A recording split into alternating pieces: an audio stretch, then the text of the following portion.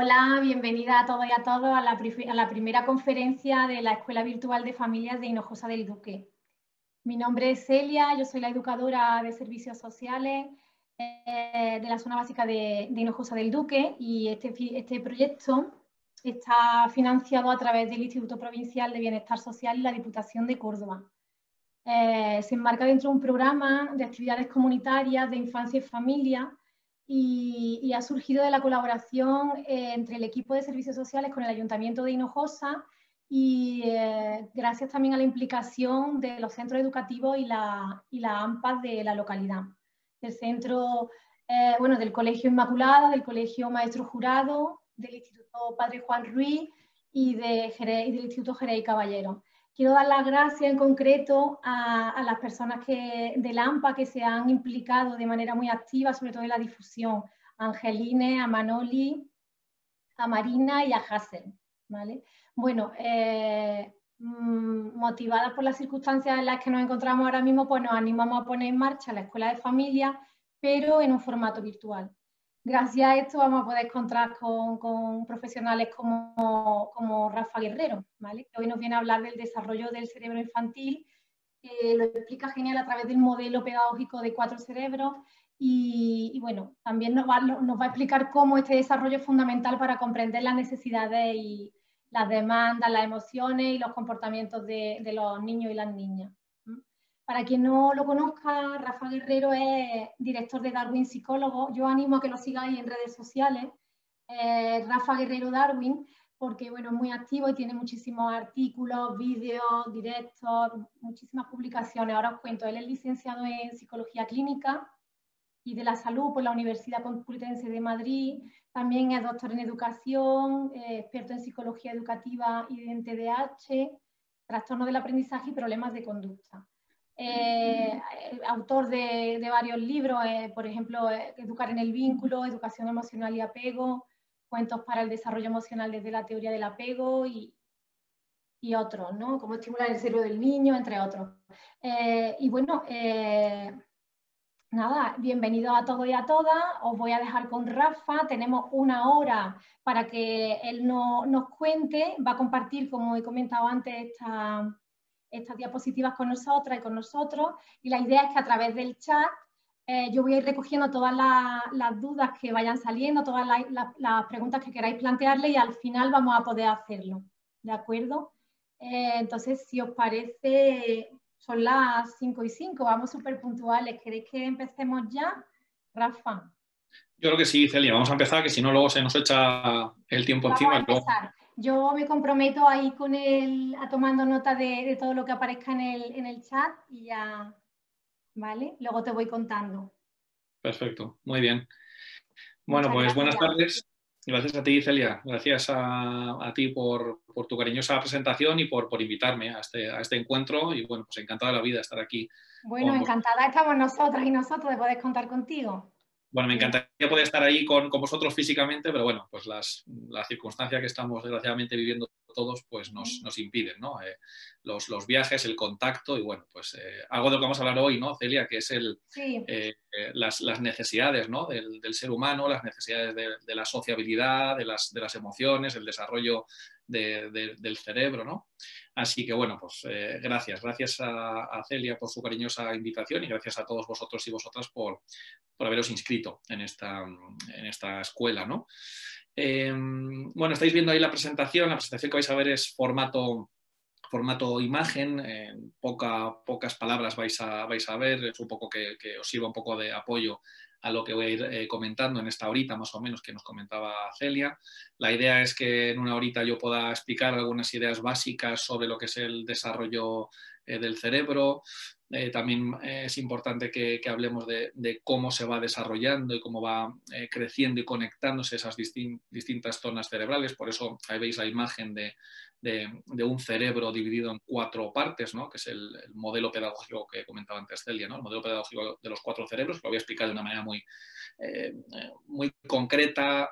Os decía que voy a hacer una panorámica general de lo que es el modelo modelo pedagógico de los 4 cerebros, que lo estáis viendo ahí, ¿no? Yo lo que hago es una manera sencilla, práctica y pedagógica de poder explicar algo tan complejo como es el funcionamiento y el desarrollo cerebral, y para eso hablo de lo que es el cerebro rojo, el verde, el azul y el amarillo. Concretamente, actualmente estoy escribiendo un libro en relación al modelo de los 4 cerebros y bueno, pues os transmitiré cuáles son las ideas más importantes de este modelo. Trataré de hacerlo lo más práctico y lo más dinámico posible. Y ya para acabar la sesión, mi idea es hablaros de algunas emociones básicas, qué características tienen y cómo podemos reconocerlas y cómo podemos ayudar a gestionarlas en nuestros hijos, ya sean de la etapa de infantil, ya sean de la etapa de primaria o de secundaria. Y en último lugar os daré 5 pautas concretas para esa gestión emocional, ¿no? que a todos tanto nos preocupa. Me comentaba Celia antes de comenzar que bueno, tenemos la gran suerte de tener mucha gente inscrita y un perfil bastante variado, ¿no? Tenemos tanto mamás, papás, tenemos orientadores, tenemos profes de distintas etapas educativas, con lo cual bueno, me parece que es fantástico, ¿no? Creo que luego para el turno de preguntas pues, va a ser bastante más provechoso que tengamos perfiles muy diferentes. Así que bueno, si os parece bien, pues damos comienzo a lo que os planteaba ahora mismo. Y fijaos, para comenzar vamos a explicar cuáles son, digamos, las bases del desarrollo del cerebro. Antes de comentaros estas 3 direcciones en las cuales se desarrolla el cerebro, creo que es importante que seamos conscientes de varias cosas. En primer lugar, que nosotros, como seres humanos que somos, pertenecemos al grupo de los mamíferos. ¿Esto qué quiere decir? Bueno, pues esto quiere decir que todos los mamíferos, el grupo entero de los mamíferos, venimos a este mundo, nacemos tremendamente inmaduros. Eso quiere decir que no solamente nuestros órganos, sino que sobre todo nuestro cerebro es pero que muy inmaduro en el momento del nacimiento. Lo único que nos aporta nuestro cerebro en el momento del nacimiento, es decir, en un neonato, para aquellos de vosotros que tengáis hijos muy chiquititos, de pocos días o de pocos meses, lo que viene ya codificado, lo que viene ya, digamos, 100% hecho, es lo que antes, y si os parece vuelvo para atrás, lo que antes hemos denominado, y que vamos a desarrollar, por supuesto, el cerebro rojo. El cerebro rojo es el cerebro de la supervivencia, es el cerebro que nos permite sobrevivir.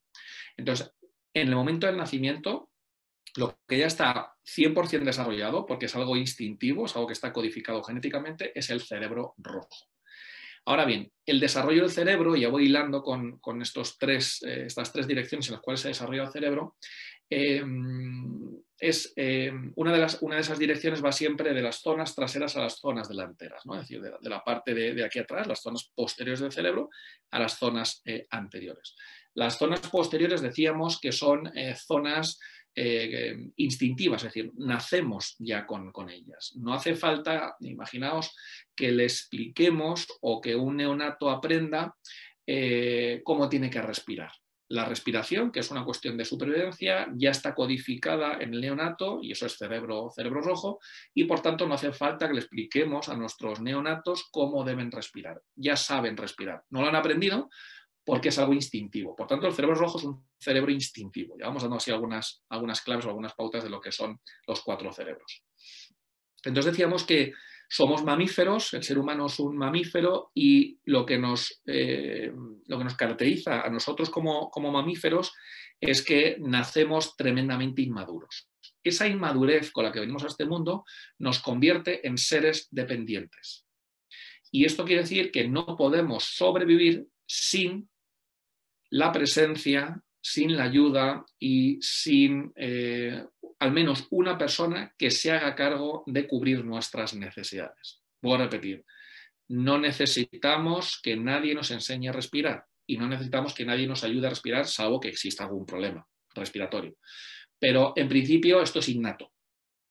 Por lo tanto, lo que sí que necesitamos es que para que se vaya desarrollando el resto del cerebro, es decir, el cerebro rojo, ya hemos hablado de él, para que se desarrolle el cerebro verde, el cerebro azul y el cerebro amarillo, que cuando hablo de cerebro solamente hay uno, pero cuando hablo de cerebro amarillo me refiero a una zona cerebral concreta, es una metáfora, ¿no? Los 4 cerebros, desde luego, ¿no? Entonces, lo que debemos ir enseñando y lo que deben ir aprendiendo nuestros hijos son los otros 3 cerebros. Sobre todo el último, el cuarto, que es el amarillo. Pero a medida que nos vamos separando del rojo, es decir, verde, azul y amarillo, vamos haciendo que el aprendizaje tenga aquí una mayor importancia y una mayor incidencia. El cerebro que más se aprende es el cerebro amarillo. Por lo tanto, ¿qué es lo que tenemos que hacer nosotros? Y cuando digo nosotros me refiero a mamás, a papás, a trabajadores sociales, a psicólogos, a profesionales, a profesores. Me da igual que sean de la etapa de infantil que de la etapa de secundaria, bachillerato, que de la etapa universitaria, me da exactamente lo mismo.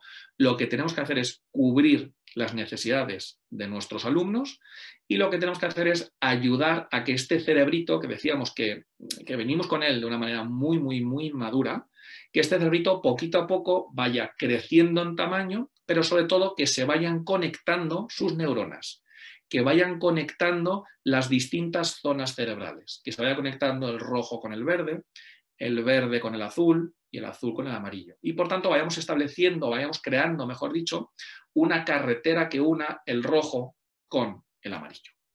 Dicho esto, llegamos a la conclusión de que lo que nosotros como seres humanos, lo que nosotros como mamíferos necesitamos es de al menos un cuidador o una cuidadora que nos aporte cariño, que nos aporte tranquilidad y que nos aporte esa calma que necesitamos para pasito a pasito ir creciendo, para que pasito a pasito se vaya desarrollando, se vaya conectando el cerebro, porque el cerebro funciona como un todo, para que el día de mañana podamos hacernos cargo de nosotros mismos. Como desde el momento del nacimiento no nos podemos hacer cargo de nosotros mismos, necesitamos de alguien que se haga cargo de nosotros. Con el objetivo de que nos vaya cuidando, de que nos vayan queriendo, de que nos vayan allanando el terreno, para que el día de mañana este cuidador ya no sea necesario para nosotros como seres cuidados, sino que seamos nosotros mismos los que nos podamos cuidar. Y pasados unos años, no solamente que nos podamos cuidar a nosotros, sino que podamos a su vez cuidar a nuestra descendencia. Y esta es la historia de la vida. Alguien nos cuida y llega un momento en el cual somos capaces de cuidarnos, o somos capaces, si queréis, que a mí me gusta mucho el concepto de autogobierno, somos capaces de autogobernarnos, y cuando somos capaces de autogobernarnos, yo seré capaz de criar a alguien, yo seré capaz de cuidar a alguien y seré capaz de enseñarle a alguien, que pueden ser mis alumnos o pueden ser mis hijos, estrategias para que el día de mañana sean capaces de cuidarse a sí mismos y autogobernarse a ellos mismos. Y esta, como os decía, es la historia de la vida, ¿no? Es la historia transgeneracional de que generación tras generación cuidamos, protegemos y enseñamos determinadas habilidades para poder crecer. Bien, dicho esto, a modo de introducción, ahora vamos con estas 3 direcciones. Decíamos que la primera dirección, que por cierto son paralelas, se dan a la vez. No es que primero se dé una, luego se dé otra y luego la siguiente, se dan a la vez. La primera dirección de la que vamos a hablar es siempre de zonas traseras a zonas delanteras. El cerebro se desarrolla de atrás hacia adelante, es decir, de las estructuras que están aquí atrás, que son más, podemos decir, sensitivas, es decir, que reciben información, a estructuras delanteras que son más bien motrices, llevan a cabo conductas. Esto es lo sensorial y esto es lo motriz. Si os acordáis de la teoría, ¿no? de Jean Piaget, los desarrollos evolutivos, él decía que entre los 0 y los 2 años aparece lo que es el periodo sensorio-motor o sensorio-motriz. ¿Qué es esto? Sensorio, aquí atrás, motriz, aquí delante. Esa sería la primera estructura. La segunda viene a decir que el cerebro se desarrolla primero las estructuras más bajas del cerebro y después las superiores, o lo que es lo mismo. Primero se desarrolla el subcórtex y después se desarrolla el córtex. El córtex o la neocorteza es la estructura más externa, la que está más cerca del cráneo. Y el subcórtex es lo que está debajo del córtex. Lo bueno que tiene el cerebro, aparte de la complicación o lo que nos facilita el comprender la gran complejidad que tiene, es que los nombres que les han ido dando a lo largo de la historia a las distintas zonas cerebrales nos ayudan mucho a entender, ¿no? Es decir, el córtex es la corteza, es la parte exterior, y el subcórtex es lo que está por debajo del córtex. Por tanto, primero se desarrolla una parte subcortical y después se desarrolla una parte cortical.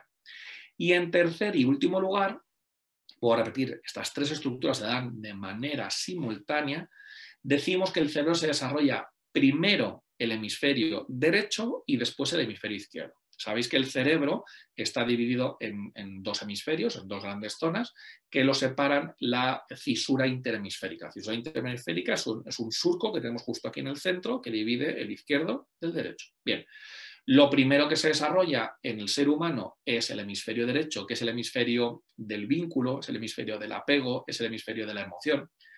Es el hemisferio, en definitiva, de la relación, y después se desarrolla el hemisferio izquierdo, que es el hemisferio matemático, es el hemisferio lingüístico, es el hemisferio científico y es el hemisferio del autocontrol. El autocontrol, que es una función ejecutiva, nos permite, como su propio nombre indica, poder controlar o poder gestionar o inhibir algunos impulsos, algunas ideas o algunas emociones. Y es, como decía, una función ejecutiva que es de las últimas que aprendemos.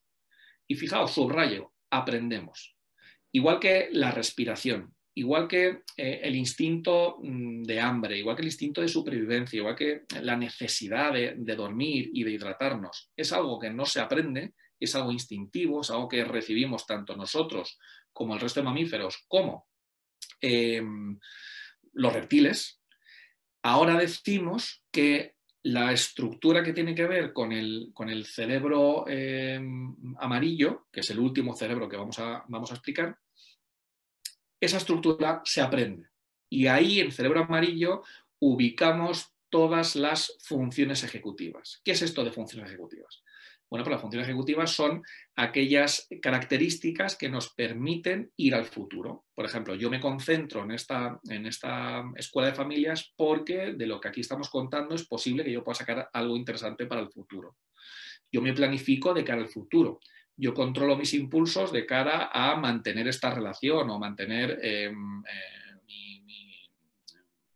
mi vergüenza, ¿no? Es decir, todo lo que tiene que ver con futuro, funciones ejecutivas, se ubica en el cerebro amarillo, que es, como decíamos antes, el cerebro en el que aprendemos, más, en el que se ve más la influencia de mamá, de papá y de los profesores. Ese es el cerebro amarillo. Bien, una vez que hemos comentado estas tres direcciones, ya para acabar con esta diapositiva, deciros que estas tres direcciones van a la vez, van de manera paralela, y cuando decimos que primero se desarrolla la parte de atrás y la parte de delante, no quiere decir que la parte de delante no haya nada, este hueco en el cráneo del chiquitín, ni mucho menos. Cuando decimos que primero se desarrolla la zona trasera y después la delantera, quiere decir que en la zona trasera hay más conectividad, hay más sinapsis, hay más movimiento de neuronas y más conectividad que en la zona delantera. Y poquito a poco eso llegará. ¿Bien? Vale. El objetivo consiste, y este es un objetivo, podemos decir, vital, consiste en que enseñemos a nuestros hijos a que firmen la paz, ¿no? Bueno, y esto que queda así como muy bonito, muy romántico, podríamos decir, Rafa, ¿a qué te estás refiriendo? ¿No? Bueno, pues cuando hablamos de firmar la paz, me refiero a que sentemos en la misma mesa a el sistema límbico, que es lo que yo denomino el cerebro verde, donde aparecen las emociones, donde está la memoria básica, donde está el vínculo de apego, la sociabilidad. En definitiva, lo que queremos y lo que no queremos. Los niños son sistema límbico a grandes rasgos. ¿Por qué? Porque el niño tiende a aquello que le gusta y tiende a evitar aquello que no le gusta. Los niños decimos que son muy transparentes y son muy directos. Y hacen aquellos que le gusta y lo que no le gusta tienden a hacerlo. Eso es sistema límbico en estado puro. Por eso el niño es así, porque es muy límbico, es muy cerebro verde. Ahora bien, en esta vida, como bien sabéis, mamis, papis, profesores, no siempre uno puede hacer lo que quiere. Y no siempre uno puede evitar hacer aquello que no quiere hacer. ¿Eso qué es? Neocórtex. Aunque ahí en el neocórtex lo veáis en amarillo, esto es lo que yo denomino el cerebro azul. Es decir, todo lo que la sociedad y todo lo que la familia nos dice que es una norma social, que es una norma de educación, valores, ética. Fijaos, todo esto es educativo, ¿no? Decíamos que a medida que saltamos del verde al resto de los cerebros, ya la influencia vuestra como madres, padres y profesores va a ser cada vez más potente. Por tanto, en este neocórtex hablamos sobre todo de ese cerebro azul. ¿Por qué hablamos de firmar la paz? Bueno, pues porque el límbico nos dice lo que nos apetece o lo que nos apetece hacer, pero el neocórtex nos dice lo que debemos hacer. Y sabéis perfectamente que en nuestro día a día nos encontramos con muchos conflictos de este tipo, donde no me apetece ir a trabajar, pero debo ir a trabajar.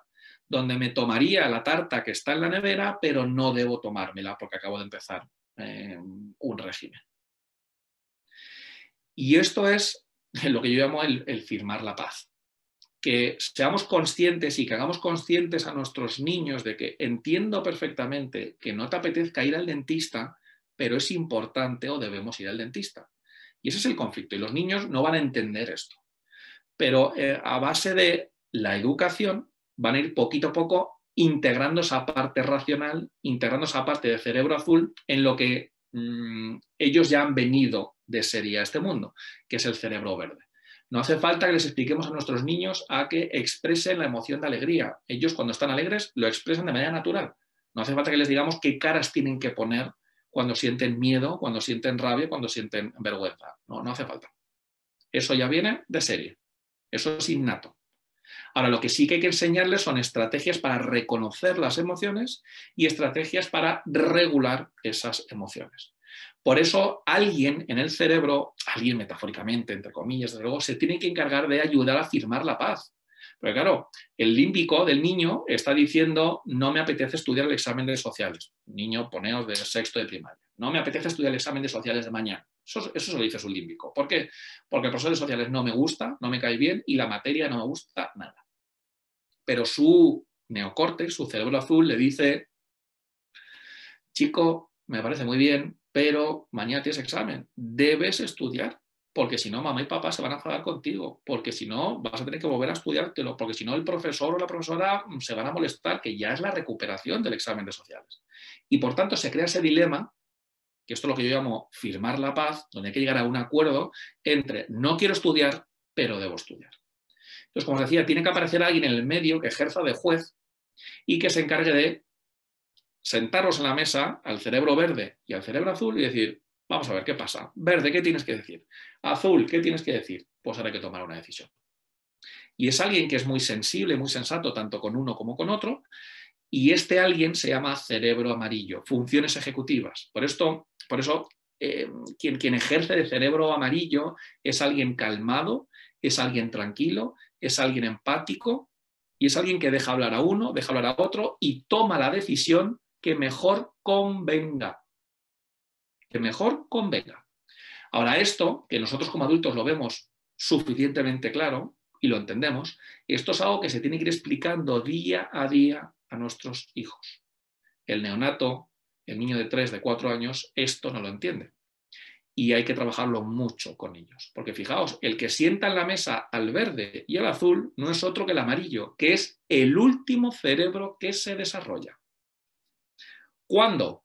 Lo dejamos en stand-by y, como dicen en televisión, después de publicidad veremos en qué momento, cuántos años tenemos, cuando hemos desarrollado de manera máxima nuestro cerebro amarillo. ¿Vale? Lo vemos después de la publicidad. La buena noticia que tiene todo esto es que el cerebro siempre está dispuesto a aprender, siempre está dispuesto a mejorar, siempre está dispuesto a adaptarse, a estar mejor en definitiva, siempre. ¿Qué ocurre? Que no siempre el cerebro está metafóricamente sobre las vías correctas. A veces la maquinaria del cerebro está sobre unas vías que está dando vueltas de una manera adictiva, de una manera viciosa, de una manera negligente, de una manera disruptiva. Poned el adjetivo que queráis. ¿Vale? Lo importante que es coger ese vagón, que ese vagón no es malo, no es negligente, no, los niños no son malos, ni los niños ni los adultos. Se coge ese vagón y se le pone sobre otras vías que ya va de frente. Por tanto, lo importante no es el niño. El niño está dando vueltas porque le hemos puesto sobre unas vías que están dando vueltas. Pero si yo soy capaz de coger con cariño ese vagón y ponerlo sobre unas vías que son más sanas, ese niño funcionará francamente bien. Y esta opción la tenemos a lo largo de toda la vida. Por eso es muy importante que nos dejemos asesorar por los profesionales. mamis, papis, los profesionales, que son los profesores, que son los orientadores, que son los psicólogos, los psiquiatras, los pediatras, los neurólogos, los profesionales, los trabajadores sociales, todos, cada uno desde su prisma, desde su trinchera, tiene la capacidad de poder ayudar a este niño. A veces, por supuesto, nos toca hacer actuaciones conjuntas, seguro, pero que seamos conscientes de que el niño no es malo, el niño no es tonto, el niño no es vago. No, el problema solamente es de las vías, ¿no? Que no estamos dirigiendo al niño por el lado correcto. Por lo tanto, lo que tenemos que hacer es ser conscientes de ¿qué? Ser conscientes de que estamos siempre a tiempo de poder cambiar las vías del niño.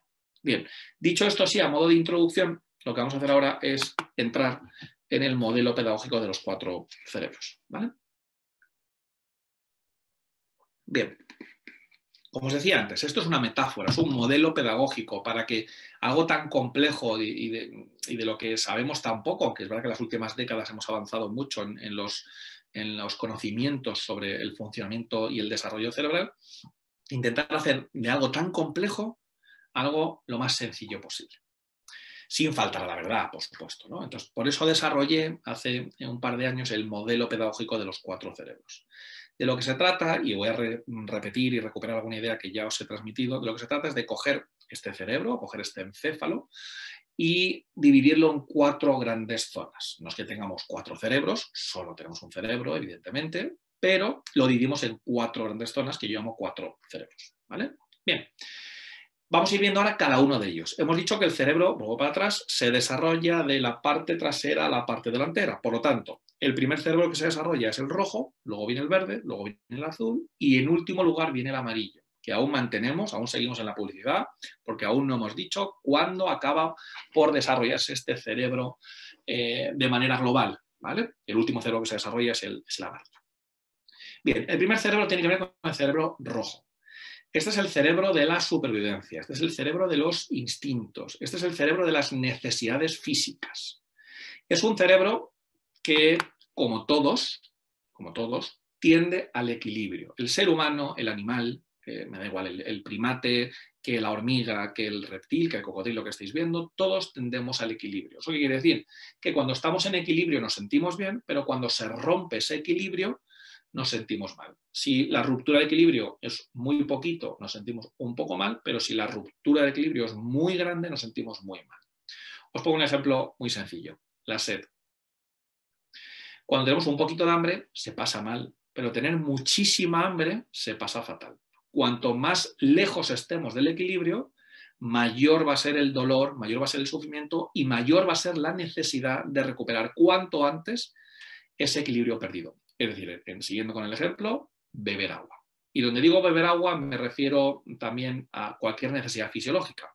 Hemos hablado de la hidratación, hablamos de la alimentación, hablamos del descanso, hablamos de la sexualidad, hablamos del ritmo cardíaco. Es decir, el ritmo cardíaco necesita estar en un punto de equilibrio, no haber un punto en el cual el ritmo cardíaco pare, salvo cuando hablemos de la muerte, evidentemente, pero necesitamos, cuando nos hemos sobrepasado, necesitamos volver a ese equilibrio o a esa zona base, ¿no?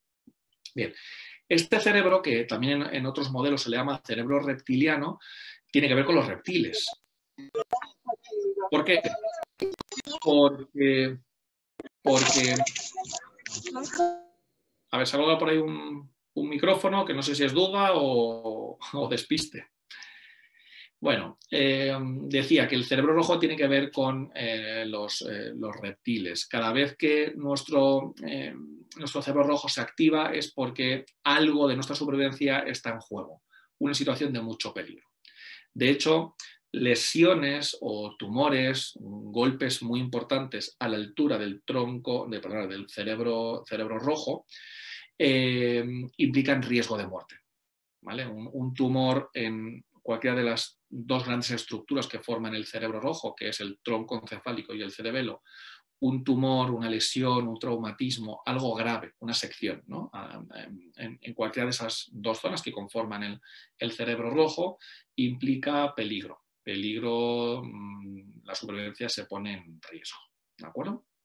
Bien, este es el primer cerebro que desarrollamos.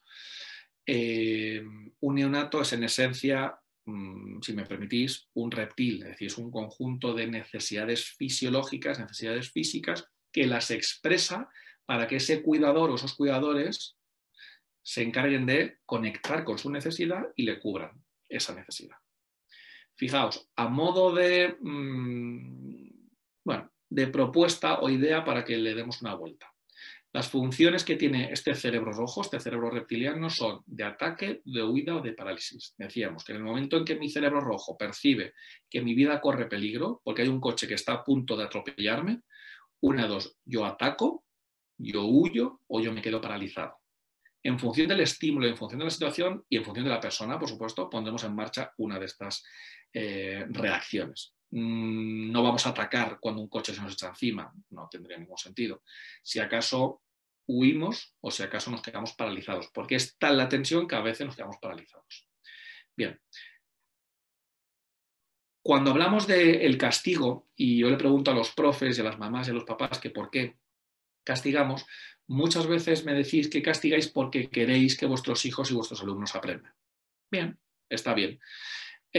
Como objetivo está muy bien, pero tenemos que ser conscientes de que el castigo, el grito, la amenaza, el condicionamiento no es efectivo para aprender. Cada vez que castigamos a nuestros hijos, que se castiga de muchas maneras, sin un partido de fútbol, se les castiga también con el silencio en muchas ocasiones, esos castigos lo que hacen es que activan, vuelvo para atrás, el cerebro rojo. Y el cerebro rojo no tiene capacidad de aprender de lo que ha ocurrido. Por tanto, si queremos un aprendizaje global y a largo plazo, es decir, que sirva no solamente para hoy, sino para mañana, necesitamos involucrar a otras estructuras cerebrales que no sean solamente el cerebro rojo. Esto a modo de reflexión. El siguiente cerebro que se asienta, como veis, anatómicamente sobre el cerebro rojo es el cerebro verde, que es el cerebro emocional, que es el sistema límbico del que hablábamos antes. Este cerebro, igual que el rojo, aparece con los reptiles, este cerebro aparece con los mamíferos. Cuanto más elevado en la escala evolutiva, más desarrollado es este cerebro verde, y cuanto menos desarrollado es el mamífero, pues más básico es este cerebro verde, este cerebro de mamífero, ¿no?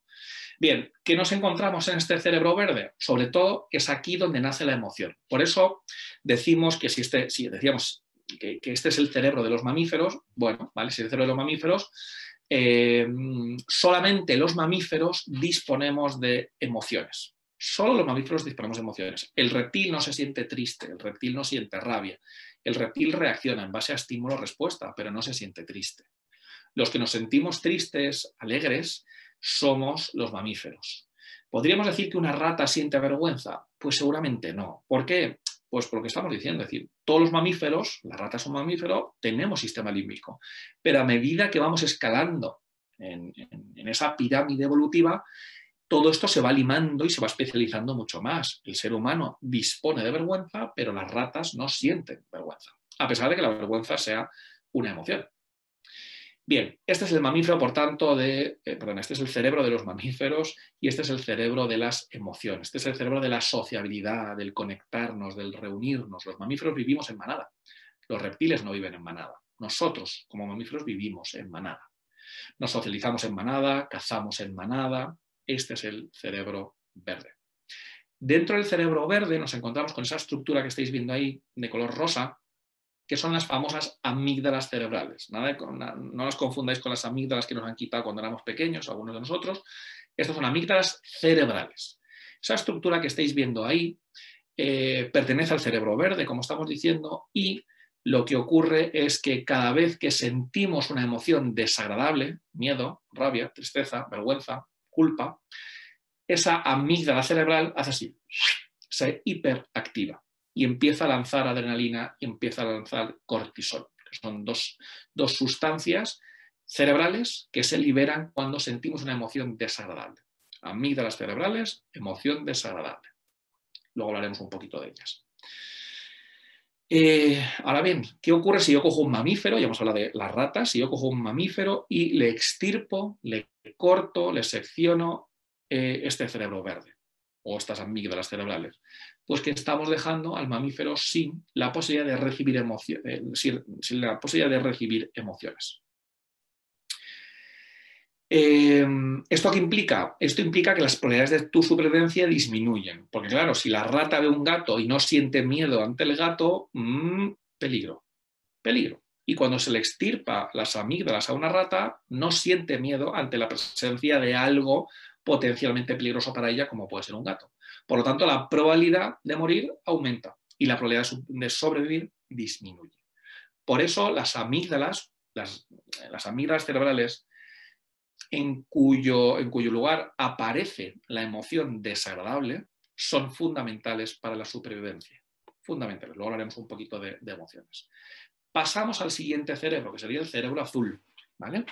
El cerebro azul tiene que ver con una gran parte del neocórtex. Antes decíamos que el cerebro se desarrolla de atrás para adelante. Bueno, pues todo lo que es de atrás para adelante, que es lo hemos denominado antes neocórtex o neocorteza, yo lo divido en dos partes. Por un lado, el tercio anterior, el tercio frontal, que es el siguiente cerebro, el cerebro amarillo, vuelvo para atrás, y por otro lado, las dos terceras partes traseras, que se les llama cerebro azul.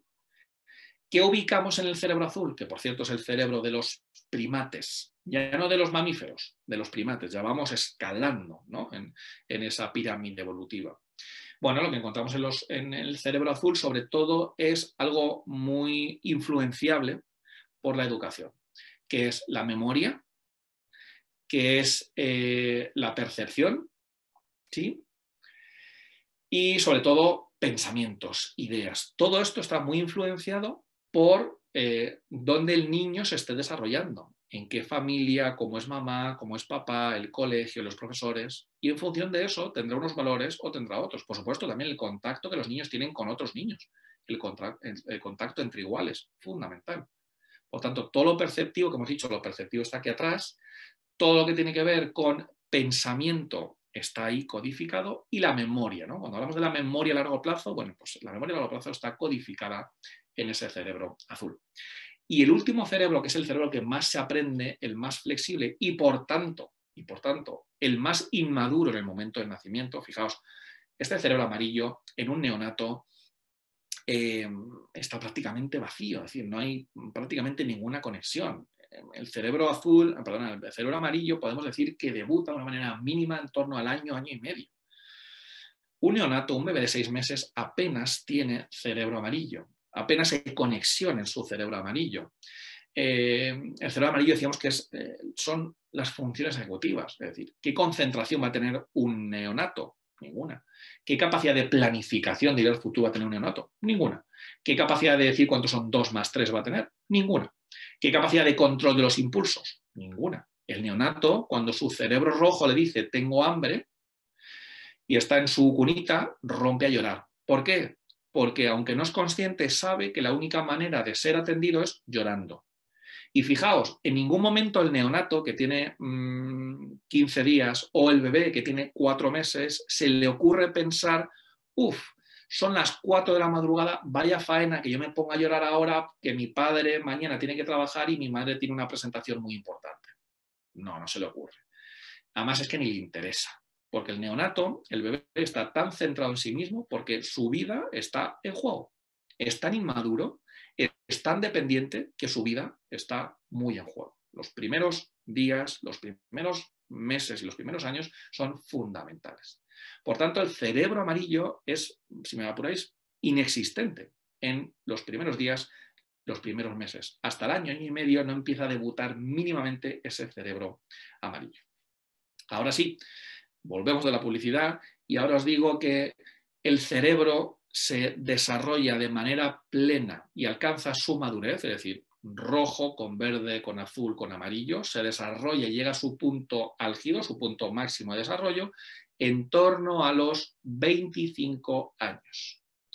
Esto quiere decir que tardamos un cuarto de siglo en alcanzar el máximo de nuestro potencial, lo cual no quiere decir que hasta los 25 años no podamos manejarnos por nosotros mismos, ni muchísimo menos. en torno a los 5 o 6 años ya hay muchas habilidades que los niños pueden hacer de una manera bastante buena. Y hasta incluso en algunos puntos de una manera bastante parecida a cómo lo pueden hacer los adultos. ¿De acuerdo? Pero es cierto que el desarrollo cerebral es el órgano con diferencia que más tiempo tarda en desarrollarse en el ser humano, con mucha diferencia, por encima de huesos, por encima de otros órganos, por encima de cualquier otra cosa, cualquier sistema perceptivo, el cerebro. En torno a los 25 años. Por cierto, bastante antes en el caso de la mujer que en el caso del hombre. Las mujeres sois más maduras cerebralmente y psicológicamente que el varón. Por tanto, de media, en la mujer alcanzamos antes la madurez que en el caso del hombre. Bien, ¿qué ocurriría, mamis, papis, profes, si cogemos a un primate, como es un macaco rhesus que estáis viendo en la imagen, y lo que hacemos es que le extirpamos su lóbulo frontal? El lóbulo frontal, que es un concepto que por ahora no he pronunciado, el lóbulo frontal es la estructura que está en la frente, ¿no? Y que contiene la corteza frontal, es decir, el cerebro amarillo. ¿Qué ocurre si yo cojo a un primo nuestro y le extirpamos el cerebro amarillo? Pues fijaos que esas habilidades que comentamos de funciones ejecutivas, la capacidad de concentrarnos, la capacidad de inhibir respuestas, conductas o impulsos, la planificación, la autorregulación emocional, le dejamos sin ellas. Por tanto, se va a convertir ¿en qué? En alguien que no tiene capacidad de concentrarse, en alguien que es tremendamente impulsivo, en alguien que no puede parar quieto, etcétera, etcétera. Seguramente que estas descripciones os estén sonando, claro, os están sonando porque nuestros niños tienen sus cerebros en construcción, están en obras. Y hasta que tengan la suficiente madurez cerebral no van a poder controlar sus impulsos, no van a poder controlar lo que tienen que decir, lo que pueden decir, lo que deben decir y las consecuencias que tiene lo que yo digo y lo que yo hago. No van a poder regularse emocionalmente, etcétera, etcétera. ¿De acuerdo? Bien, y para concluir esto, decimos que el cerebro rojo y el cerebro verde son el cerebro inferior, son cerebros calientes, son cerebros muy instintivos, y el cerebro azul y el cerebro amarillo son cerebros superiores, son cerebros donde, como decíamos antes, la influencia del aprendizaje es bastante mayor. Esto es como si hablamos del sótano del cerebro, cerebros inferiores, cerebros calientes, y el ático del cerebro. ¿Qué necesitan nuestros niños? Pegamento cerebral. ¿Y esto qué es? No os preocupéis por buscarlo en Amazon porque no lo venden. Esto no es otra cosa que los buenos tratos. Tratar con cariño, tratar con educación, tratar con respeto, tratar con calma a nuestros hijos para ir conectando los 4 cerebros, para que el cerebro funcione como una globalidad. Y por eso os quiero explicar ahora la metáfora del director de orquesta. Aquí tenéis a un director de orquesta. El director de orquesta, como hemos dicho antes, es la corteza prefrontal, es el cerebro amarillo, el que sienta la mesa al verde y al azul. Vale, tan importante es en una orquesta su director como las distintas secciones. No es que el director sea el más importante, para nada. Es imprescindible, pero también es imprescindible la sección.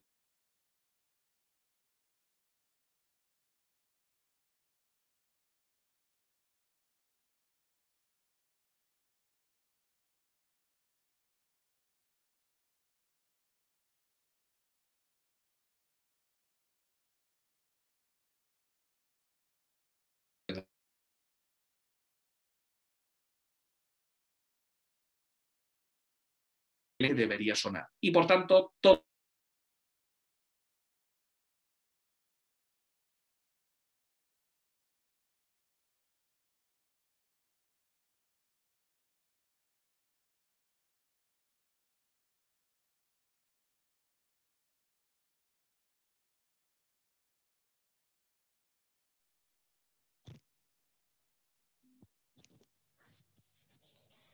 Hola, ¿me escucháis? Ahora sí, ahora sí. Había cortado un momentillo. No sé qué había pasado. Bueno, ¿estáis viendo la presentación? No, ahora mismo has dejado de compartir la pantalla. Vamos a ver. Reiniciamos otra vez. Esto, no sé qué ha pasado. Vale, ¿la veis, verdad? Sí. Ahí, perfecto. Venga, perfecto. Entonces, una vez visto esto, vamos a pasar a una parte donde vamos a hablar de emociones. Como me quedan 15, 20 minutitos como mucho, vamos a hablar de manera básica de algunas de las emociones más importantes. Fijaos, y lo vamos a ir asociando y relacionando con lo que hemos visto antes de la neuro, ¿vale? del funcionamiento del cerebro. Un niño siente miedo. Cuando un niño siente miedo, ya hemos comentado que se libera cortisol y se libera adrenalina. Cuando nuestros hijos, ojo, y cuando nosotros experimentamos una emoción desagradable, como es miedo o como es rabia, aumenta el cortisol y aumenta la adrenalina. ¿Esto qué quiere decir? La adrenalina, como bien sabéis, es una neurohormona que lo que hace es que me empuja o me invita a la acción. Algo tengo que hacer.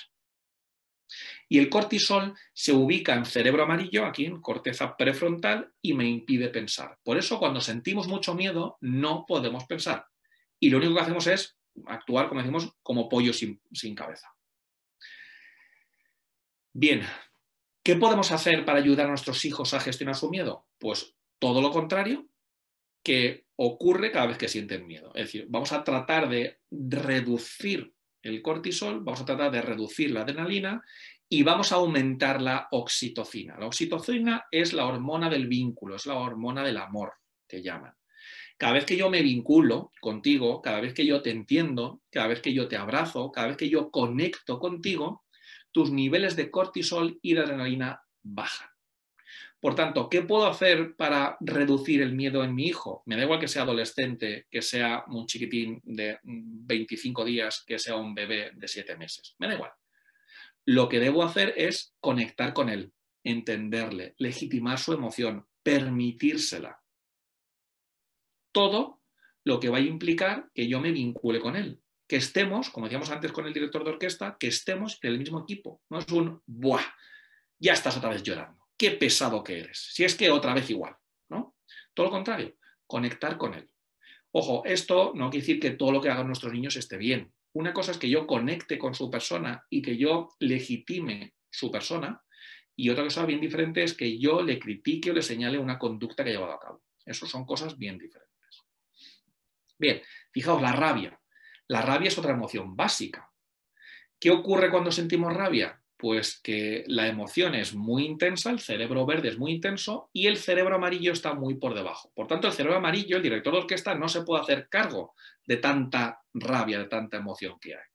El objetivo que es esperar a que pase la rabia, esperar a que pase la tormenta, permitiendo esa expresión de la rabia, siempre y cuando no estén haciendo conductas que sean desadaptativas o que puedan provocarle daño a otros o a él o a ella misma, pero permitir esa rabia es fundamental. Si yo permito, yo conecto contigo, van a aumentar los niveles de oxitocina tanto en el niño o la niña como en nosotros y poco a poco, hemos dicho que hay una intensidad muy alta de cerebro verde y estamos muy bajos de cerebro amarillo, poco a poco el cerebro verde irá bajando y poco a poco el cerebro amarillo se irá subiendo y por tanto podrá controlar, podrá apaciguar y podrá calmar a la rabia. Esto es fundamental. Este es un cuento que yo siempre recomiendo para trabajar la rabia, se llama Vaya Rabieta y me parece que es fenomenal, ¿no? Como la cosa, ¿no?, que llaman en el cuento, simboliza el secuestro de la amígdala, ¿no?, el secuestro emocional donde empieza a hacer cosas y empieza a destrozar el cuarto, ¿no? Para que es un cuento que es fantástico para trabajarlo con niños. Otra emoción básica es la tristeza. La tristeza se da cuando sentimos, fijaos que todas las emociones son subjetivas y por tanto nadie tiene ningún derecho a criticárnoslas. Nadie. No metáis razón en emoción. La tristeza decíamos que es una emoción que aparece cuando yo tengo la sensación de que he perdido algo. Y puedo perder a un abuelo y puedo perder mi lápiz de la suerte. Y ambos son motivo potencial de tristeza. Ante una pérdida, yo me siento triste. Es importante que con chiquitines no dejemos que lloren hasta que se duermen, ¿no? No podemos permitir que se vayan a dormir con miedo o con tristeza. Esto es una auténtica aberración porque los chiquitines, como decíamos antes, no tienen apenas corteza frontal y por tanto de fastidio no tienen nada, no nos quieren fastidiar y no quieren hacer nada que nos haga daño a nosotros, ni muchísimo menos, aunque nosotros a veces lo interpretemos de esa manera, ¿no? Entonces, cuidado, atendamos bien las necesidades emocionales de nuestros hijos y no les dejemos llorar. Ni de miedo, ni de tristeza, ni de rabia, ¿de acuerdo? Fijaos, las 3 emociones que hemos visto de manera concreta es miedo. El miedo se da cuando hay un peligro y por tanto tendemos a huir de ese peligro. En segundo lugar, decíamos la rabia, ¿no? La rabia se da cuando aparece algo que es injusto y por tanto, esto no lo dicen nuestros niños, ¿no? ¡Jo, mamá, es que es injusto! ¿No? Bueno, les provoca rabia y es legítimo que les provoque rabia. Ahora, otra cosa diferente es que esto es así y punto. En tercer lugar, nos encontramos con una situación en la cual, en la tristeza, nos encontramos con que yo he perdido algo. Y por tanto, la función de la tristeza consiste en ¿qué? Consiste en que yo me retire, es decir, que yo no me vincule contigo, que yo me aleje, que yo me aísle para meditar, para pensar y para asumir la pérdida que yo he experimentado. Esas son las 3 funciones básicas de estas 3 emociones desagradables, que son las más frecuentes en los niños. El miedo, la rabia y la tristeza. Y ya para acabar, vamos a ver 5 estrategias concretas para ayudar a nuestros niños a regularse emocionalmente. Decíamos antes que como nuestros niños no tienen suficientemente desarrollado su cerebro amarillo, nos toca a nosotros, como padres, profesores, trabajadores sociales, etcétera, etcétera, nos toca a nosotros ejercer de su cerebro amarillo, nos toca a nosotros ejercer de su director de orquesta, porque ellos no lo tienen suficientemente desarrollado. Y por lo tanto, ¿qué es lo que hacemos? Bueno, pues les enseñamos a que regulen las emociones. Decíamos antes que en el cerebro amarillo es el cerebro que más se aprende. Es el más inmaduro, pero que sea el más inmaduro nos permite que sea el que más aprendizaje podamos llevar a cabo. Entonces, ¿cómo se aprende a regular las emociones? También comentábamos que en el cerebro amarillo están las funciones ejecutivas y una función ejecutiva importantísima es la regulación emocional. Bien, ¿cómo se aprende regulación emocional? Bueno, pues en 3 sencillos pasos. 3 sencillos pasos que los comento en 30 segundos, pero que esto nos lleva años llevarlo a cabo. En primer lugar, el cuidador principal, mamá, papá, profesores, es decir, el entorno de adultos del niño, tiene que tener la capacidad de poder autorregularse emocionalmente. Si yo me puedo regular emocionalmente, si yo soy capaz de identificar las emociones que experimento, si yo soy capaz de ser consciente de ellas, si yo soy capaz de poner en marcha estrategias para regularme emocionalmente, eso quiere decir que en un segundo paso yo estoy en disposición de enseñarle al niño esa habilidad de regulación emocional. Si en el primer paso, si yo no soy capaz de regularme a mí mismo, ¿cómo le voy a enseñar a mi hijo o a mi alumno a que se regule? Imposible. Por tanto, primer paso, yo soy capaz de regularme. Segundo paso, como yo soy capaz de regularme, es decir, como tengo la habilidad, como tengo la destreza, te voy a enseñar a ti durante muchos años a que tú aprendas a regularte. Y si esto lo hacemos durante muchos años, el día de mañana este niño, que ya no será niño, ya será más mayor, estará en disposición de poder autorregularse. Esos son los 3 pasos fundamentales. Bien. Ahora lo que vamos a hacer es ver 5 estrategias concretas para ayudar a nuestros niños a regular sus emociones, para ayudar a nuestros niños, cada vez que ayudamos a regular sus emociones, estamos echando pegamento cerebral, que decíamos antes, estamos conectando el rojo con el verde, con el azul, con el amarillo. Por tanto, os animo a que pongáis en marcha estas estrategias. Fijaos qué sencillas son. La primera de ellas, cada vez que vuestro hijo, cada vez que vuestro alumno esté desregulado emocionalmente, es decir, sienta tristeza, sienta rabia, sienta miedo, la emoción desagradable que sea, o hasta incluso si me apuráis, siente euforia, es decir, la alegría llevada a un extremo, os ponéis a su altura, ¿vale? Os agacháis, os ponéis a su altura y le miráis a los ojos. Fijaos que hasta este punto no hemos articulado palabra.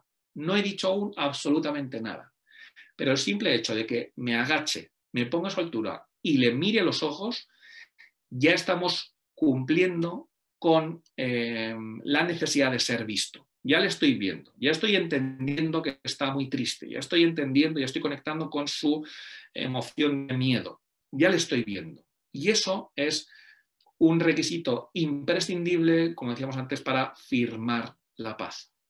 Para que sepas que yo estoy de tu parte, para que sepas que no soy enemigo, para que sepas que te quiero ayudar, para que me permitas que mi cerebro amarillo conecte con tu cerebro y me dejes heterorregularte. ¿Qué es esto de heterorregularte? Que yo, adulto, te regule a ti. Si la autorregulación emocional es cuando yo me regulo a mí mismo, la heterorregulación emocional es cuando yo, adulto, yo, experto, te ayudo a regularte a ti. Pues fijaos, con esto conseguimos aumentar los niveles de oxitocina, con esto conseguimos reducir los niveles de adrenalina y de cortisol. Y no hemos hablado.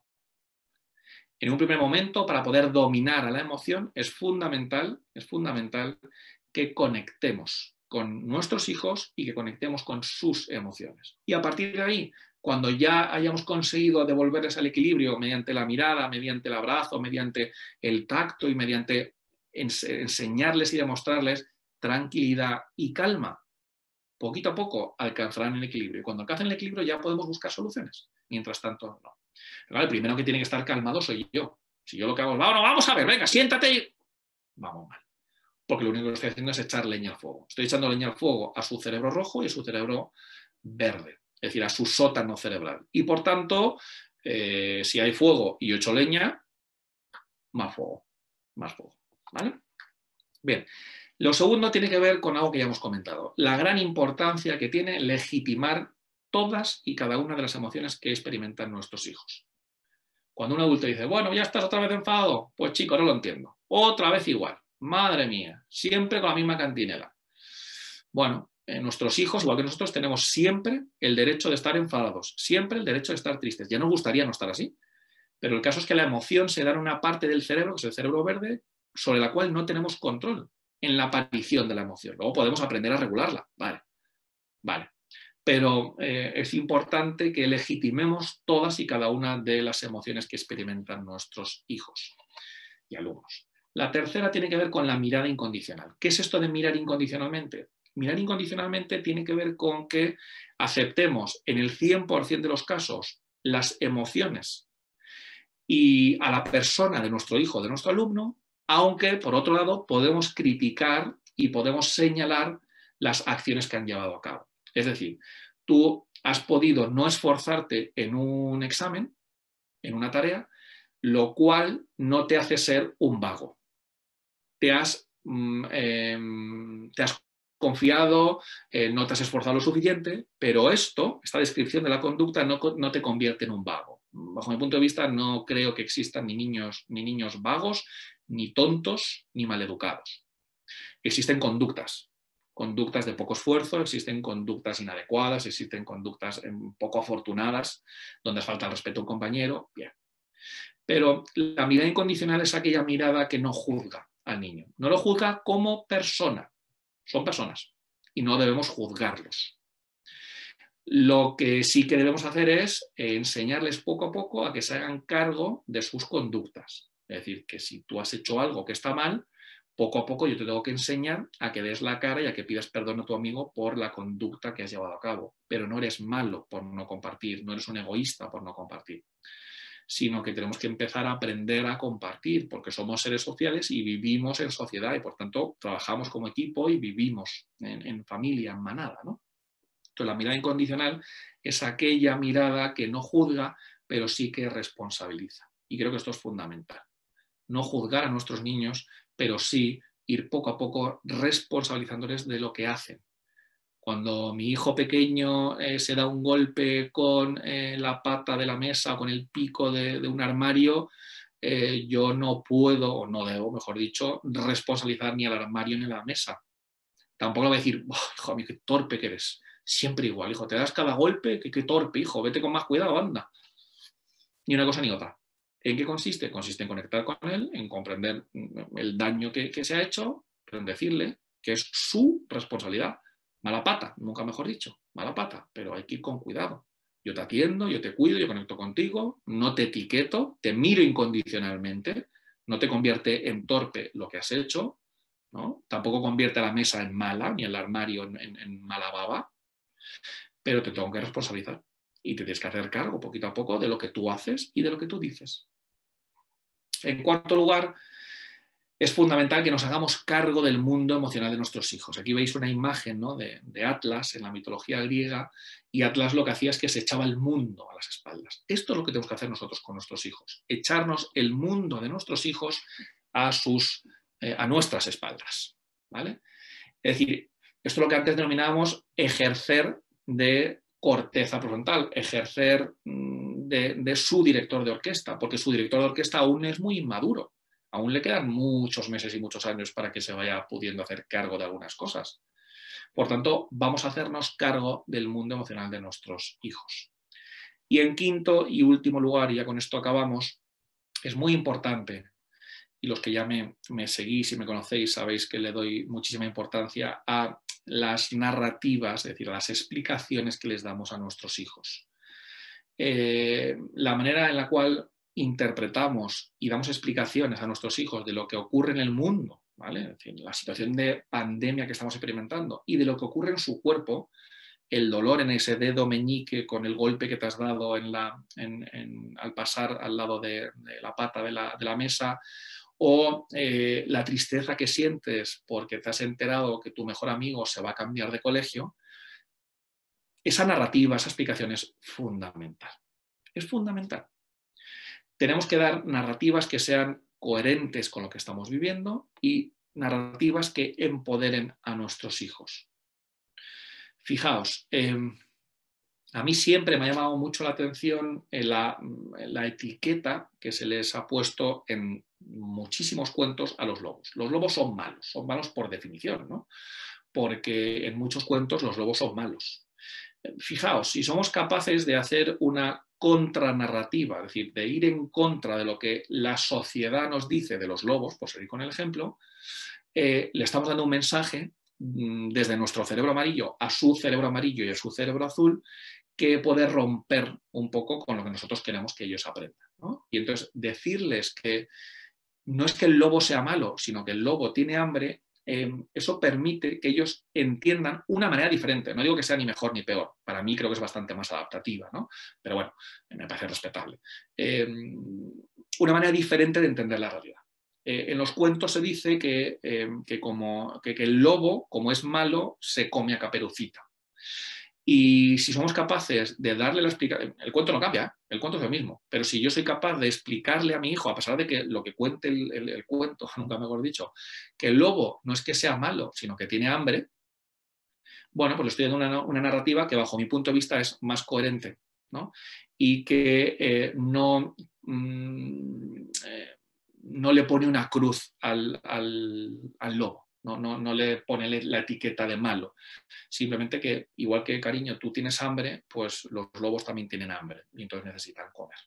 Entonces, dar narrativas que sean coherentes, que se adapten a la realidad, dar explicaciones, ¿no? Ya lo entenderás cuando seas mayor. O esto son cosas de mayores. O ya te lo explicaré en otro momento, ¿no? Eso no sirve.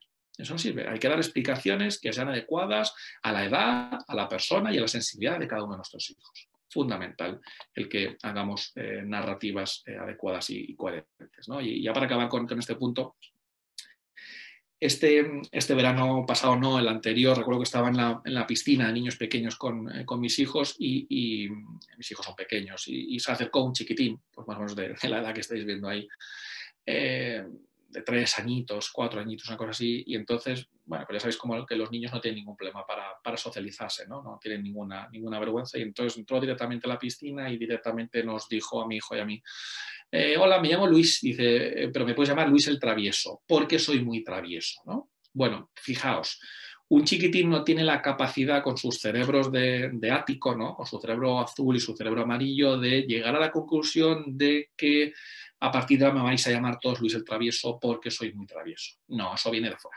Eso viene de fuera. Y cuidado con estas etiquetas, porque claro, el que es etiquetado de travieso lo que tiende a hacer es lo que se espera de él. Entonces, si yo te llamo Luis el travieso, no espero otra cosa de ti que hagas travesuras. Y entonces, por tanto, el niño hacía travesuras. hacía travesuras, ¿no? Cuidado con las atribuciones que hacemos y cuidado con las expectativas que ponemos, porque en el momento, y esto lo sabéis muy bien los profes, en el momento en que yo tengo una concepción sobre esta clase sin conocerla, esa idea, que esto es el efecto Pigmalión, tiende a cumplirse en un porcentaje muy elevado de las ocasiones. Por lo tanto, cuidado con las atribuciones que hacemos, vamos a hacer atribuciones que sean correctas, adecuadas, y cuidado también con las expectativas, a ver qué les estamos exigiendo a nuestros hijos, que a veces les exigimos cosas que son muy sencillas para ellos y en otras ocasiones estamos exigiendo la luna. Entonces hay que ir adecuando la expectativa que ponemos en ellos. Bien. Todo lo que os he contado está en estos 3 libros, algunos de ellos ya los comentaba, bueno, algunos de ellos no, los 3 los comentaba al principio Celia, ¿vale? El más reciente, que es Educar en el vínculo, que se publicó justo antes de verano, Cuentos para el desarrollo emocional desde la teoría del apego, son cuentos para vosotros, adultos, no son cuentos para los niños. El de los cuentos para los niños lo publicamos ahora a finales de este mes, también con mi compañera Olga Barroso. Y el que veis a la derecha es el de educación emocional de apego, donde hablo de la importancia de desarrollar una buena educación emocional, cuáles son las emociones básicas, cómo se pueden ir desarrollando, cuáles son los 7 pasos para hacer de nuestros hijos unos expertos emocionales y, bueno, son las claves del apego, cómo generar un apego seguro, cómo evitar los apegos inseguros y cómo podemos reconocer si tenemos o estamos desarrollando un apego seguro o inseguro con nuestros hijos. Os dejo aquí mis redes sociales por si os apetece seguirme y bueno, pues quedo a vuestra disposición. Son casi 10, con lo cual, Celia, tenemos 20 minutitos, un poquito más de 20 minutitos por delante para preguntas, dudas y comentarios. Así que nada, muchas gracias por vuestra atención. Rafa, lo primero agradecerte porque bueno, ha sido como siempre muy didáctico, muy pedagógico. La pena que no puedas sentir que, bueno, que no te podamos dar ese feedback. Vamos a intentar ahora con las preguntas porque sí que han participado haciendo algunas preguntas. Vale, bueno, yo resaltaría, bueno, vamos a hacer las preguntas y luego si queda tiempo pues hablamos, porque hay muchas cosas que me han parecido muy interesantes que he ido anotando, lo que has comentado del castigo, del tema del cerebro en obra, de adecuar las expectativas, pero las preguntas han sido muy interesantes. La primera pregunta era de Javier, que decía, ¿qué le podríamos decir a un grupo de niños desmotivados que se creen los peores alumnos o que es la peor clase del centro? ¿Cómo les puedo ayudar? Pues yo lo que le diría a Javier, se pueden hacer muchas cosas, ¿no? Pero lo principal, Javier, ahí es la confianza. Es empoderar, ¿no? Lo hemos visto antes, Javier, la importancia de hacer contranarrativas. Es decir, estos alumnos, este grupo, y trabajar con grupos, desde luego que es mucho más difícil que trabajar individualmente, sin lugar a dudas, Javier, pero este grupo ha ido aprendiendo por las circunstancias X, que son el peor grupo, que son los más disruptivos, que son los más malos, que son los que menos estudian, que son los peores, en definitiva, de este centro.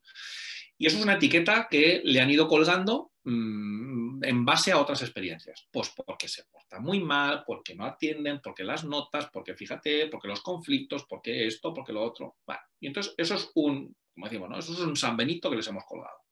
Y os hemos colgado como grupo, antes hablamos individualmente, pero ahora os hemos colgado como grupo la etiqueta, Javier, de sois los más desmotivados, es que no hacéis nada en clase, etcétera, etcétera.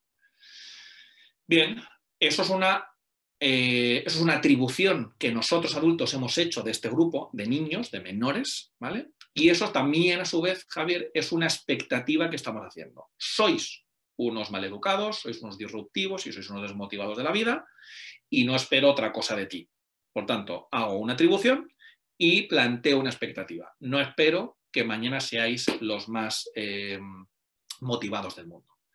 ¿Qué hay que hacer con eso? Que es difícil, por supuesto que es difícil, Javier, y seguro que tú tienes muchos recursos para darle la vuelta a todo esto.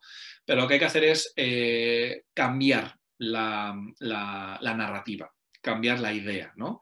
Y empezar a creer en ellos, ¿no? En el momento en que somos capaces de creer en ellos, en el momento en que somos capaces de mirarles incondicionalmente y les miramos a los ojos individualmente a cada uno de ellos como grupo, empezamos a confiar en ellos, aparece la magia en el aula.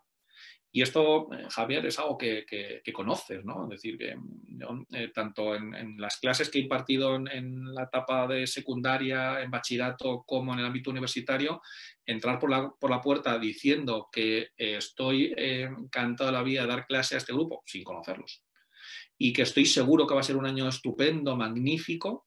Y el primer día de clase, Javier, bueno, ahora no estamos en primer día de clase, ¿no? Pero esto es una estrategia que yo ponía en marcha y que me resultó muy, muy eficaz. El primer día de clase y durante los primeros días de clase creo que es muy, muy interesante, siempre y cuando los niños cambien de clase, claro. Es muy interesante que una vez que finaliza la clase tú te quedas en el aula y según vas saliendo te vas despidiendo prácticamente individualmente cada uno de ellos mirándoles a los ojos.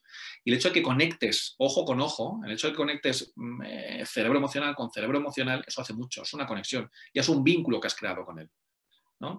Y esto me lleva, por ejemplo, a algo que a mí me enrabieta mucho, ¿no? Y es ir al médico y que el médico ni siquiera sepa si soy un hombre o soy una mujer, porque no me mira.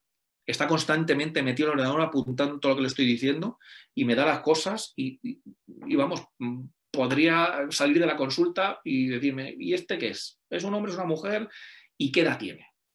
Entonces, la confianza, Javier, yo te diría que es la confianza, el hacer clic, pero el clic lo tenemos que hacer nosotros. No podemos estar de brazos cruzados esperando a ver cuándo ellos son capaces de cambiar, porque ellos no son capaces de cambiar si nosotros no confiamos en que son capaces de cambiar.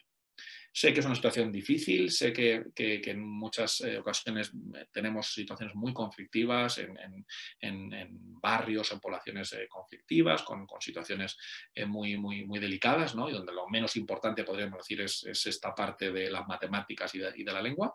Hay otras cosas mucho más importantes, pero yo te diría que es cambiar las atribuciones, cambiar las expectativas y la confianza, conectar, empezar a conectar con ellos, empezar a confiar en ellos, empezar a creer de que las cosas van a cambiar. Eso es lo que te diría, Javier. Mucho ánimo.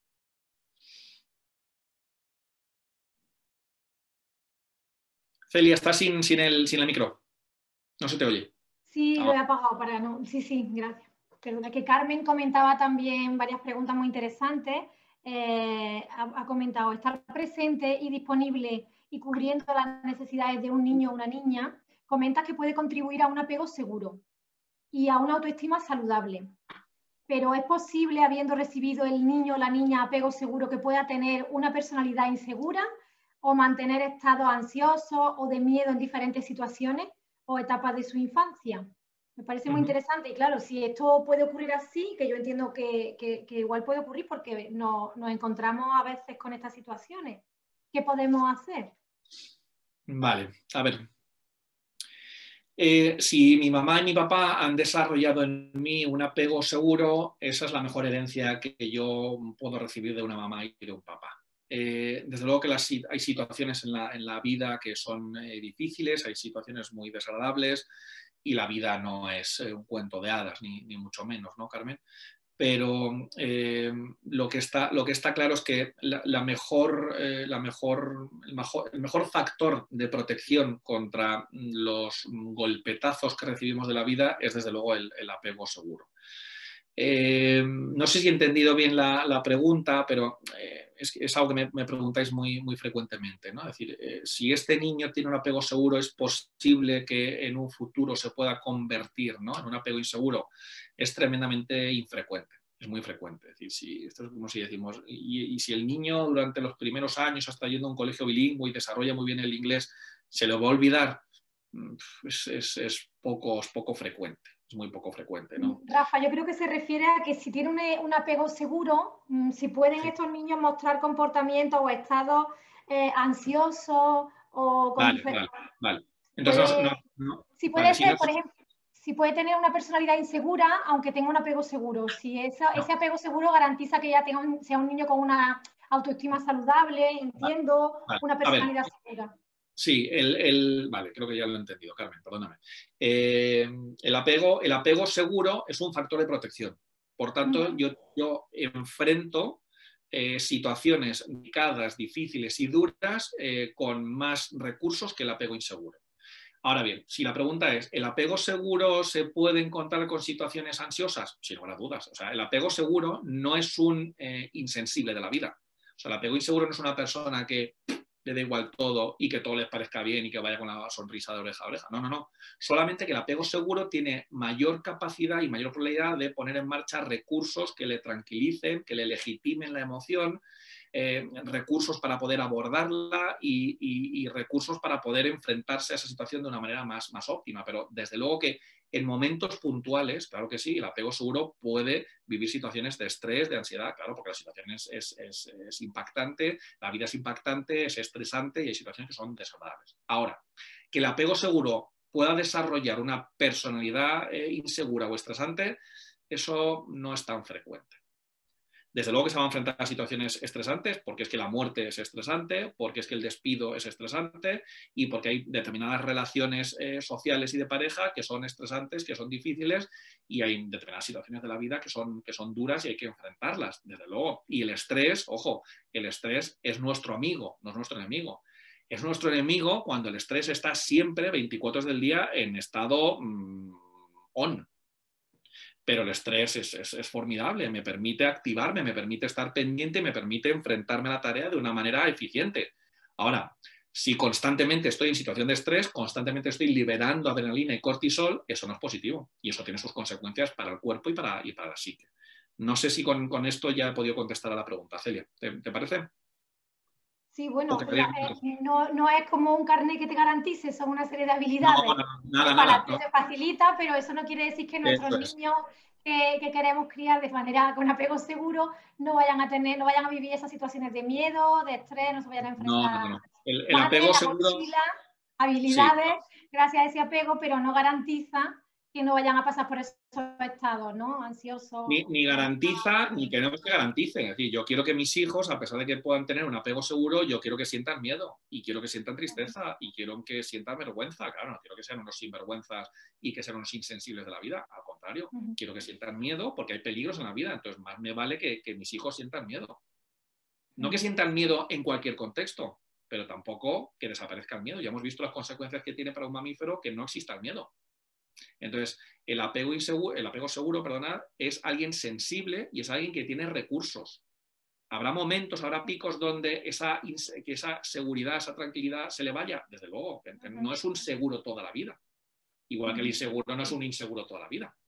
Pero hablamos de probabilidad. Desde luego va a haber momentos, va a haber picos en la vida en la cual lo va a pasar mal, seguro, pero tiene más recursos. Y es un factor de protección y, como decía Estelia, tiene en su mochila metafórica más herramientas para poder ir enfrentándose a los avatares de la vida. Sí, vamos a continuar porque hay más preguntas y veo que continúan escribiendo. A ver si podemos.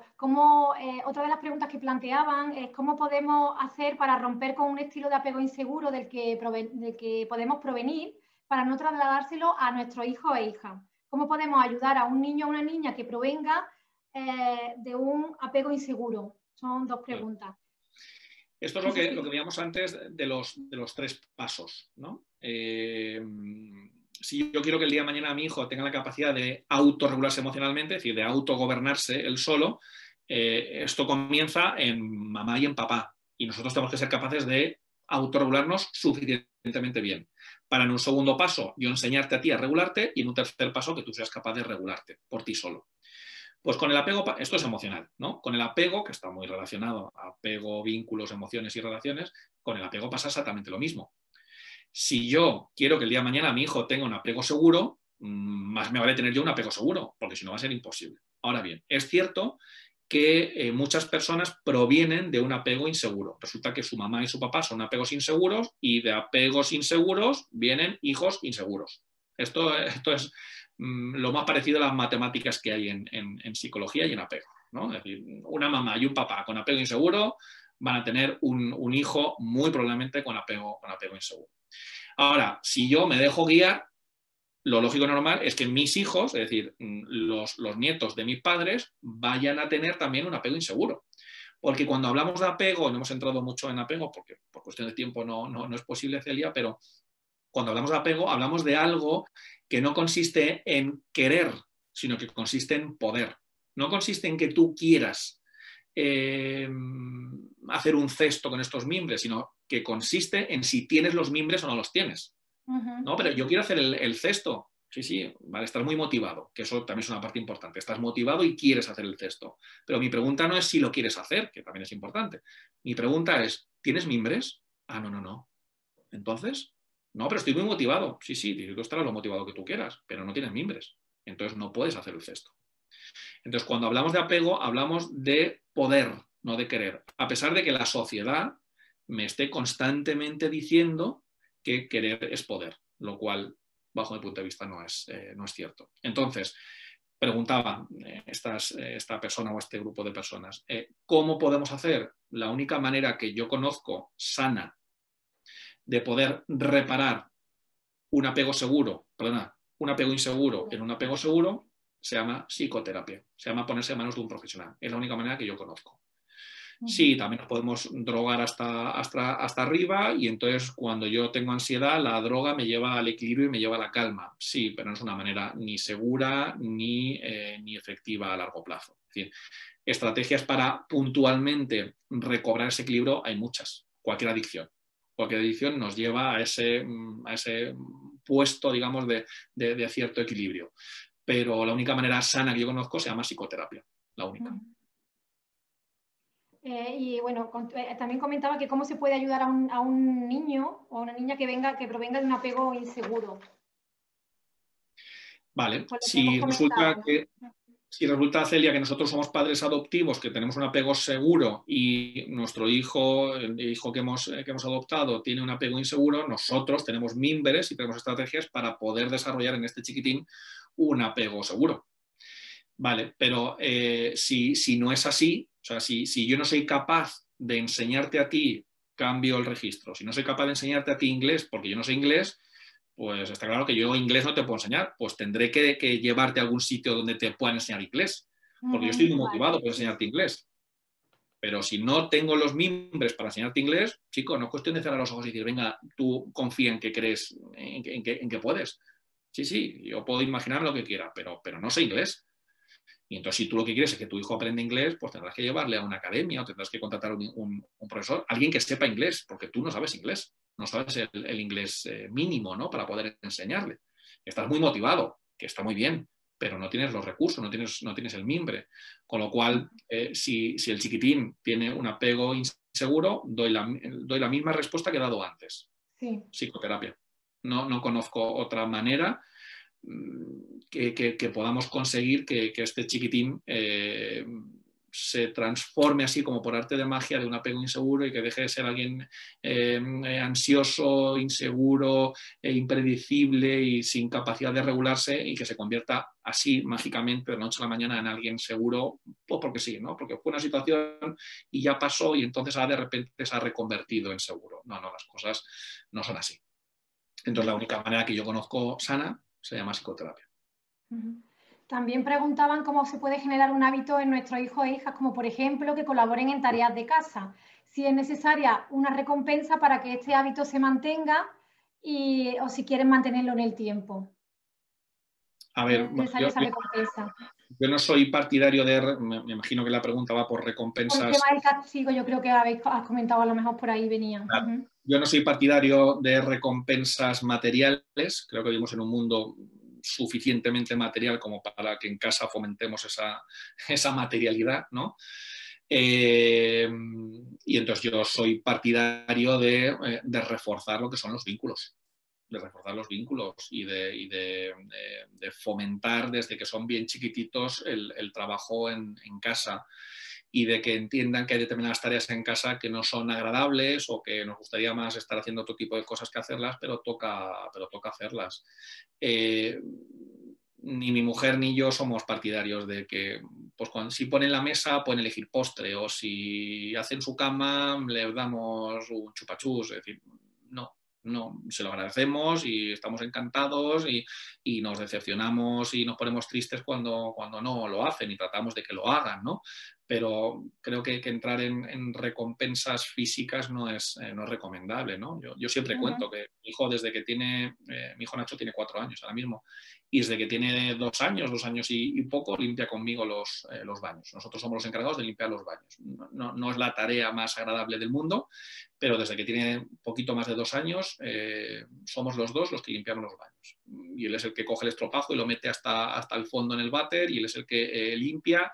Y nos gustaría estar echando una partida de dominó, y nos gustaría estar leyendo un cuento. Sí, sí, sí.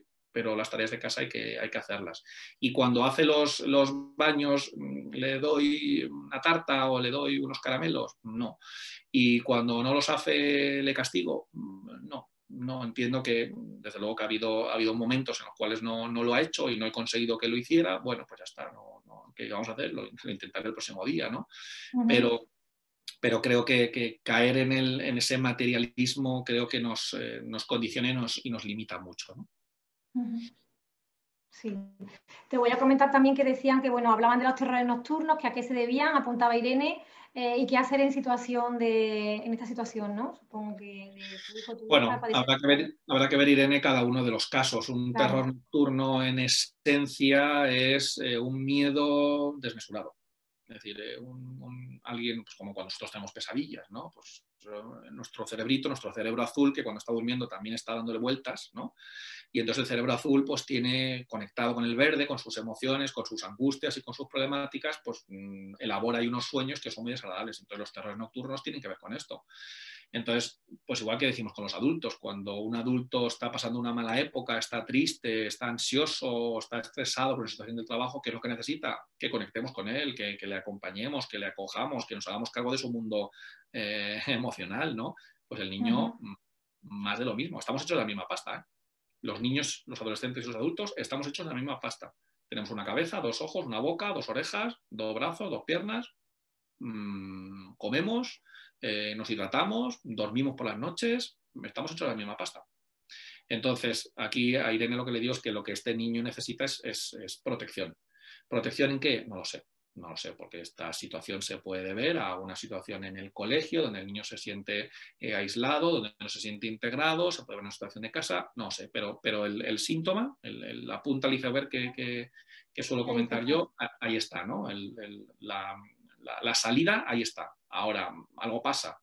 Como decíamos antes, nos tenemos que hacer cargo del mundo emocional y del mundo a secas de nuestros hijos. Si mi hijo tiene, o sea, otra cosa es que una noche concreta mi hijo tenga un terror nocturno, bueno, pues se nos puede pasar a todos, o que una noche concreta mi hijo se haga pis en la cama, vale, pues está una noche concreta, 2, 3, vale, estupendo. Pero si esto es una constante y llevamos ya un tiempo así, algo pasa.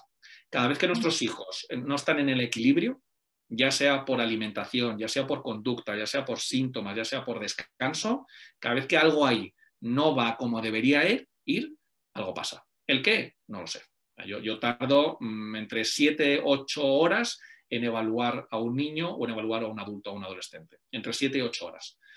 Si no más. Entonces, claro, pues no se puede. Lo siento, Irene, pero no te sé decir lo que pasa. Pero lo que sí que sé es que si esto está ocurriendo muy a menudo, si no es puntual, tu hijo o tu hija se está queriendo decir algo. Entonces hay que hacerse sobre todo que lo que he comentado, que es la punta del iceberg y que ahí hay algo que hay que... Eso es. No consiste en criticarle, no consiste... Es mirada incondicional. Entiendo. Conexión y mirada incondicional, claro. Sí. Entiendo lo que te pasa, pero como madre, como padre, me toca hacer cargo de lo que a ti te pasa. Entonces, bueno, mucho ánimo, Irene. Sí, ánimo, Marina. Bueno, no, Marina no, Irene, es verdad. Es que estoy aquí leyendo que Antonio ha comentado, bueno, que te felicitaba por la charla, Marina, que desde el colegio Maestro Jurado, desde el AMPA, también te agradecía la posibilidad de haber podido disfrutar de la charla, de tus conocimientos.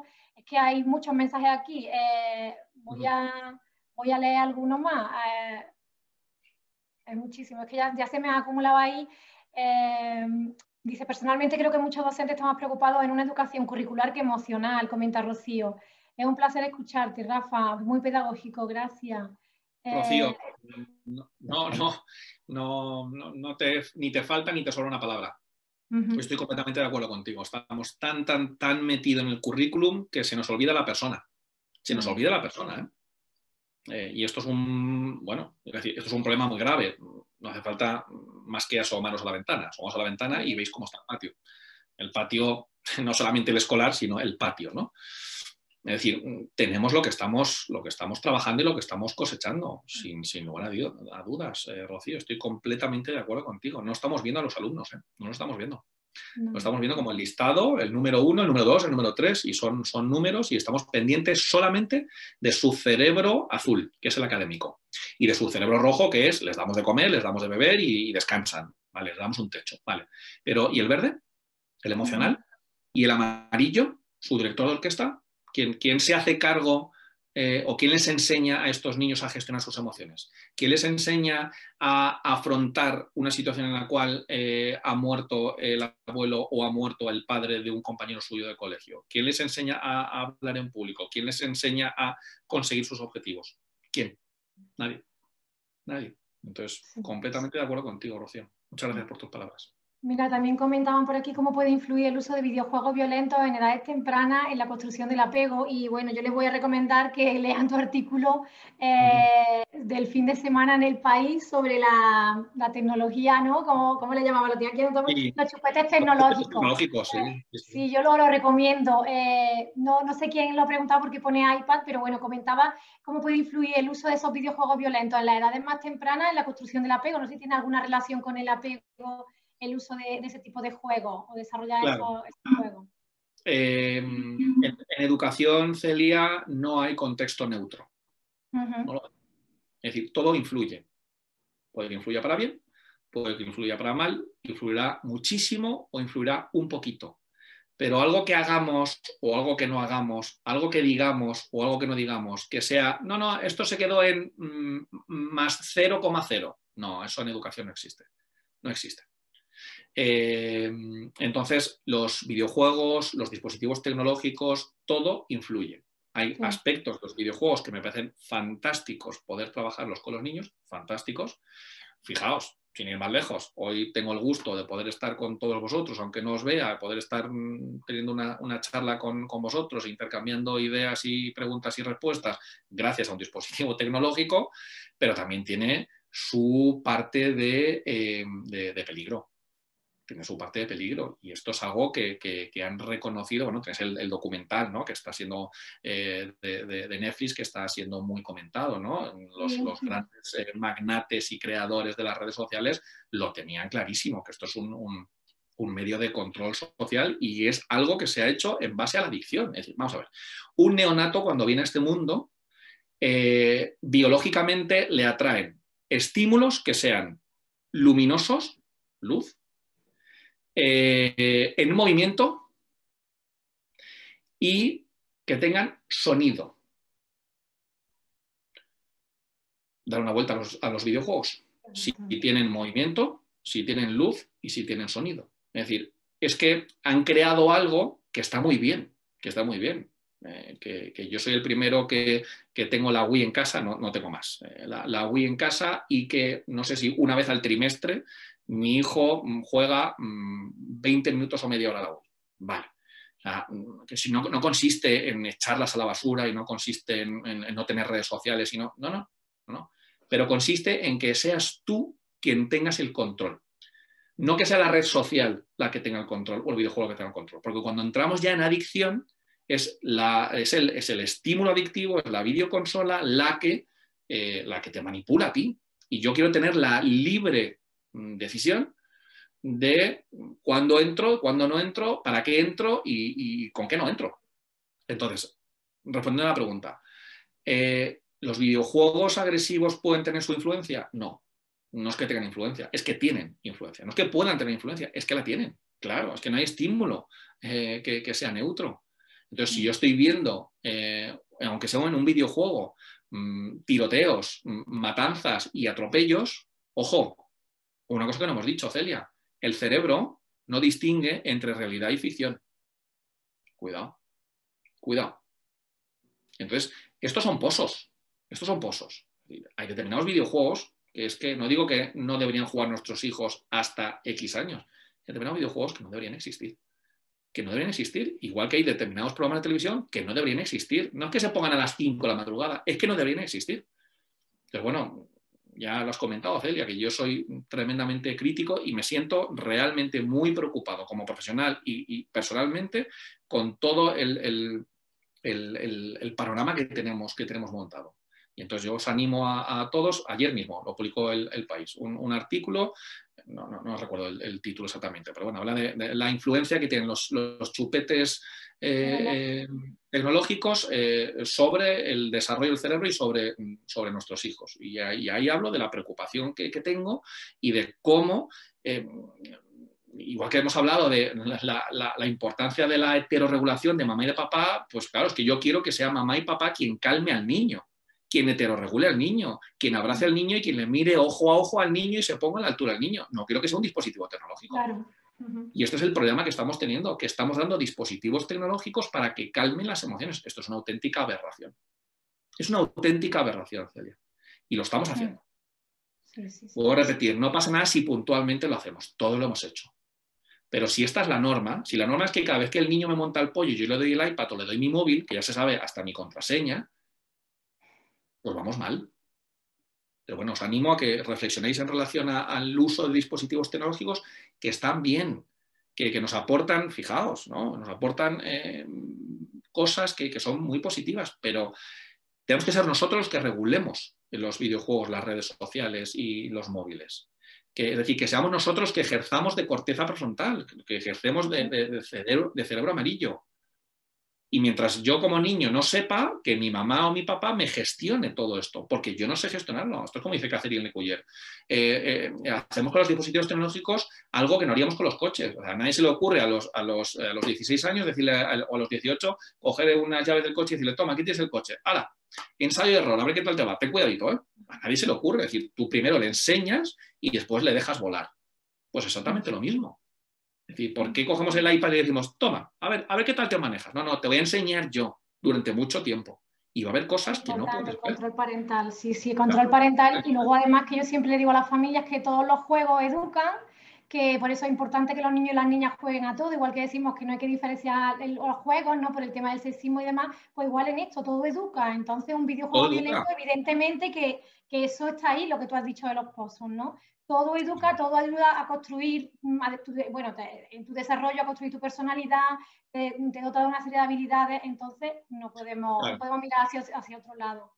La importancia del control parental. Y los videojuegos no son una excepción, los videojuegos, y los videojuegos también tienen aspectos que son muy positivos para trabajar el aprendizaje, para trabajar la orientación espacial, la motricidad, sí, son fantásticos, fantásticos. A mí la Wii me parece que es bastante didáctica en muchos puntos, pero una vez más, soy yo como padre o es mi mujer como madre quien decide en qué momento se pone, en qué condiciones y durante qué parámetros. Que no sea la Wii, la videoconsola, el móvil quien te llama a ti. No. Esto tiene que ser regulado y gestionado por la corteza prefrontal de los adultos, no del niño. Porque si no, lo que estamos haciendo es que estamos aumentando la probabilidad, como preguntaban al principio, aumentando la probabilidad de que en un futuro yo desarrolle una adicción. Y una vez más, el apego seguro es un factor de protección contra las adicciones y el apego inseguro es un factor de predisposición para las adicciones. Sobre todo esto también, ya aprovecho para comentaros a todas las personas que seguís conectadas que que una de las conferencias es sobre los riesgos y la seguridad, los riesgos en redes sociales y las nuevas realidades familiares en torno a esto. El día 24 de noviembre, el martes, en la conferencia de José Antonio Casas Bolaños, que bueno, muchas familias ya lo habrán escuchado porque no hace mucho, bueno, en marzo estuvo en Pozo Blanco antes del confinamiento y tuvo muchísimo éxito, por eso le hemos vuelto a invitar aquí para que pueda compartir con todo y con todas, y vamos a hablar de este tema, ¿vale? Mira, Javier me dice, por favor, Celia, tengo otra pregunta, la tengo que tener anotada y la voy a hacer y ya vamos a cerrar porque nos hemos pasado. Dice, muchos niños se preguntan para qué y por qué estudiar, qué podemos decir y cómo los podemos guiar. ¿Sí te parece? Pues mira, Javier, hay una necesidad básica en el ser humano desde antes de nacer que se llama la necesidad cognitiva. Las necesidades cognitivas son aquellas que nos empujan y nos impulsan, nos proyectan a crecer, nos proyectan a aprender, nos proyectan a mejorar y nos proyectan a ser la versión 2.0 de lo que somos hoy en día. Si el impulso es crecer, mejorar, aprender, ser mejores personas y tener más y mejores conocimientos, que es lo que estáis haciendo vosotros y vosotras aquí, ¿no? Es decir, crecer, lo que os lleva a apuntaros a esta escuela de familias es la necesidad cognitiva, entre otras. Si esto es así desde el momento, desde antes de nacer, y eso es una necesidad, no es que sea un lujo, es una necesidad, y nuestros niños, que estoy de acuerdo contigo, Javier, que están muchos de ellos desmotivados, perdidos, ¿y esto para qué sirve? Pues creo que como sistema educativo nos tenemos que plantear muchas cosas. Es decir, algo estamos haciendo mal nosotros, adultos, como para que una necesidad, la necesidad de crecimiento, la necesidad de curiosidad, la necesidad de seguir aprendiendo y seguir mejorando, nos la estemos cargando en nuestros niños y en los no tan niños. Algo está ocurriendo.